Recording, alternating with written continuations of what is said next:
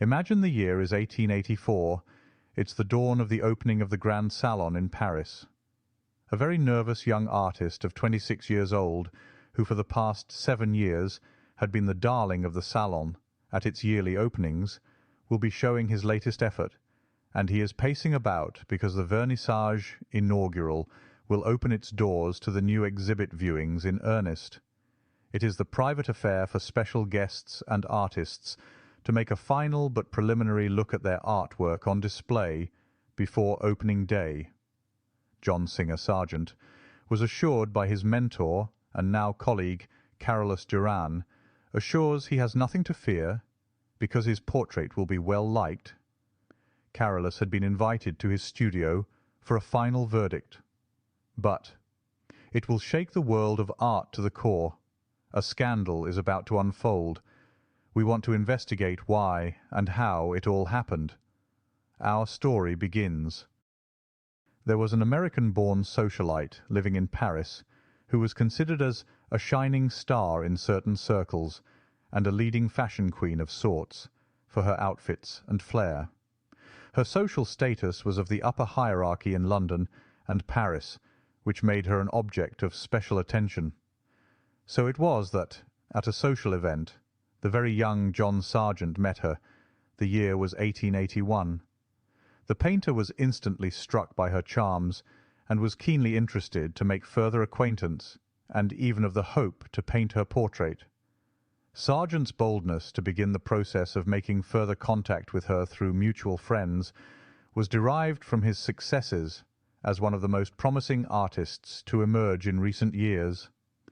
The portrait of his mentor, Carolus Duran, was an instant success, and subsequent triumphs, like El Jaleo, were lauded as masterpieces in previous showings, so his confidence was at high pitch to add more successes to his fame. He was already commanding large sums of money for his portrait work, where a full length would command 8,000 francs and 5,000 for a half length.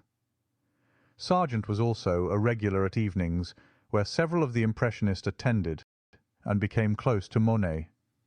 Thus, at the age of 26, Sargent, an American, was being hailed in Paris as the author of the 2 outstanding pictures of the Salon.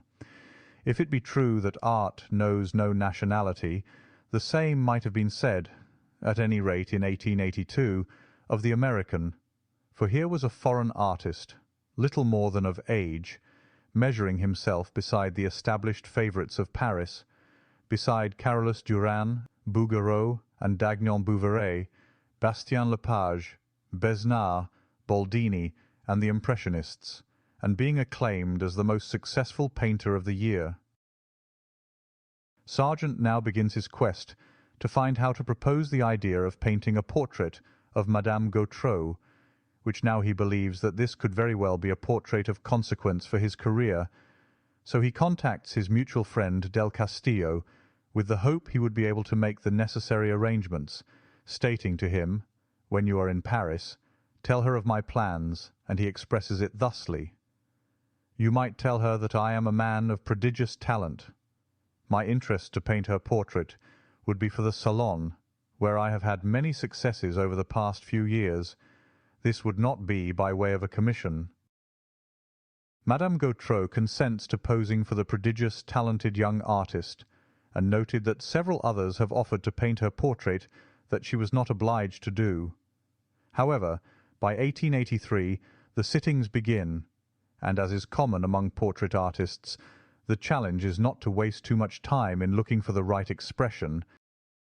But as the events unfold, it becomes apparent to Sargent she is a restless target. He sends off letters to his friend Miss Vernon Lee, at which he begins his frustration to paint her.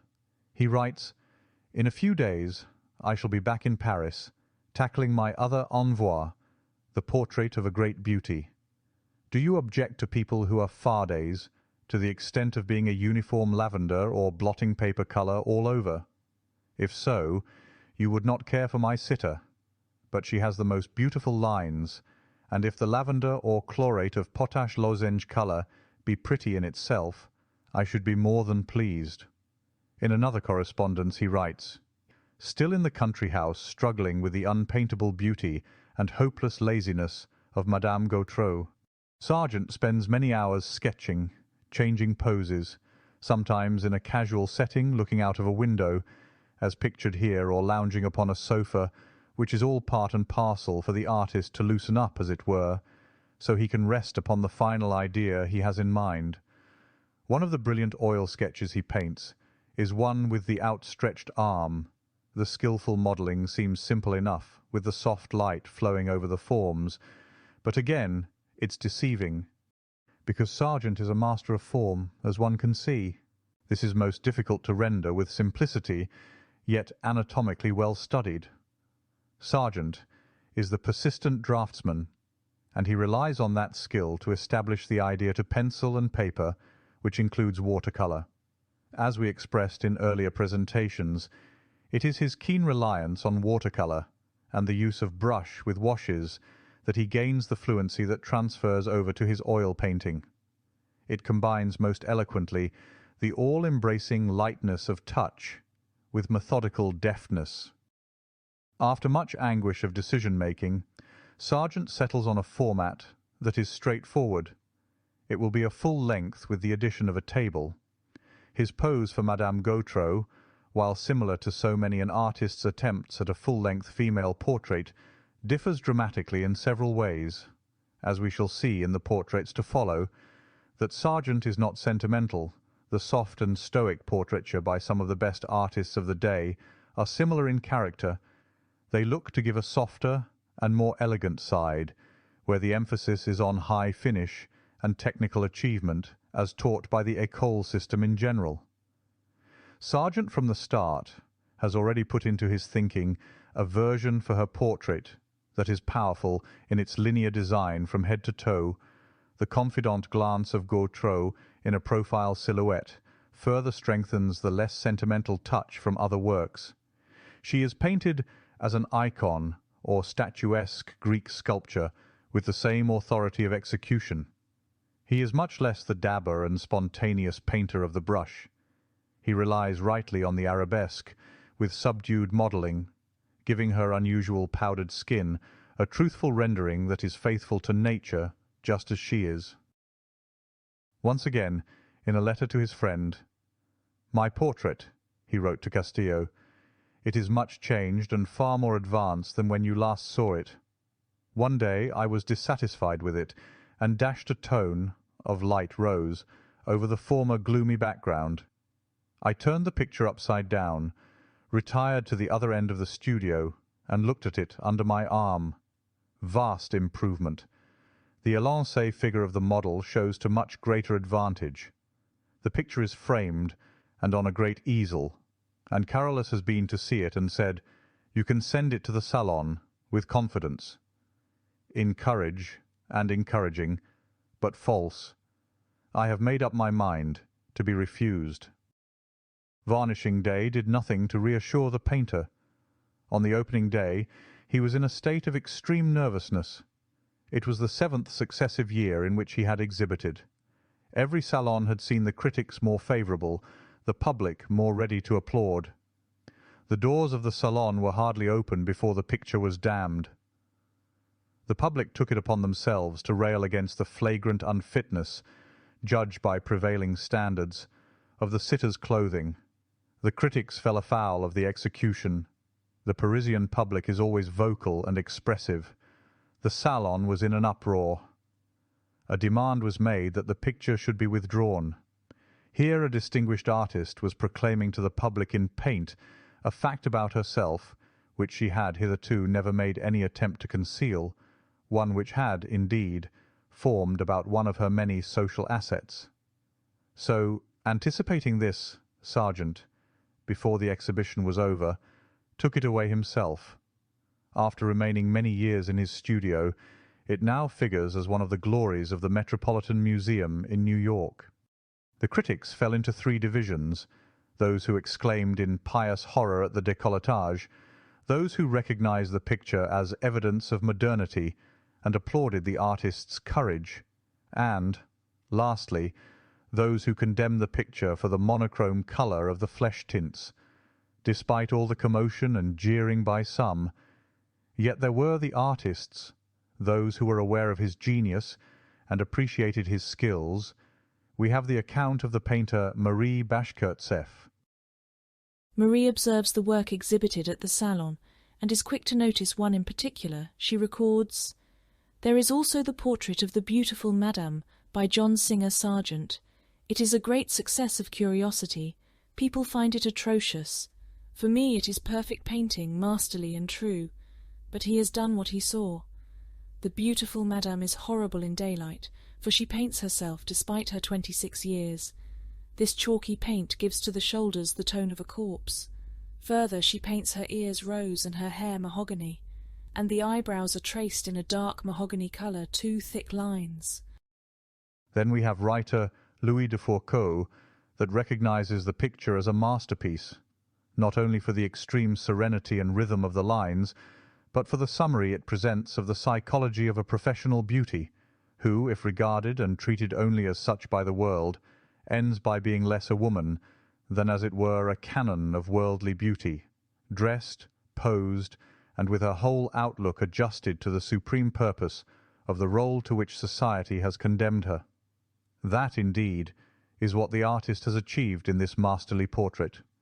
Here, perhaps, in sheer beauty of line, he has approached as near to Ingres as at any time in his career. Sargent, who was now 28, had been working for 10 years in Paris. The Salon of 1884 was to have been a culmination of his efforts. He had painted what is now recognized as a masterpiece. It had been received with a storm of abuse. Paris, which had been approving and encouraging, had turned, dealt a violent blow at its recognized favourite. He was not in the least in doubt about his art or talent, but he was always sensitive to atmosphere, always easily affected by an unsympathetic public. The fallout and the admiration were evenly divided, it seems. Artists and writers and attendees for the Salon were mesmerized by the enigma of the woman in black, with a strap loosely dropped from her shoulder. She most likely thought little of that aspect until a controversy began to emerge over the woman, a strap, and the painterly characterization displayed upon its showing. However, it was much later that, in retrospect, Virginie Amélie Avegno Gautreau would write to Sargent, and finally gave her appreciation of the great portrait that it was. Mr. Sargent was a prodigious worker, and during his entire life it was an exceptional thing for him to allow a day to go by without doing some work.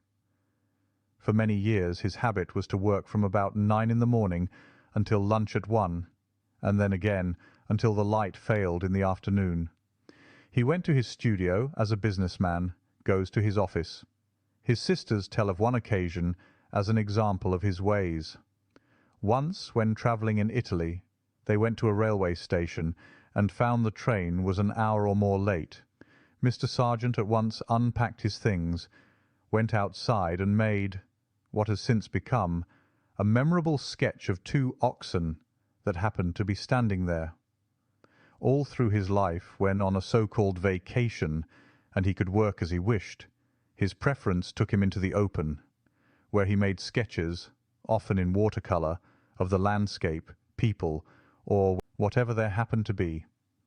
And so we leave you with the thought of Sargent, away from the confines of the studio, and to the other area of his expertise and great skill, that of the plein air picture, his painting of On His Holidays, Norway. Our presentation on the wonderful Madame X painting by Sargent was a worthy one for us to rediscover and share. Sargent shall return. We hope you enjoyed it, and we have many more great artworks coming in the future, so thank you to our subscribers, and please remember to leave a like, as it helps the channel. So until next time, bye for now.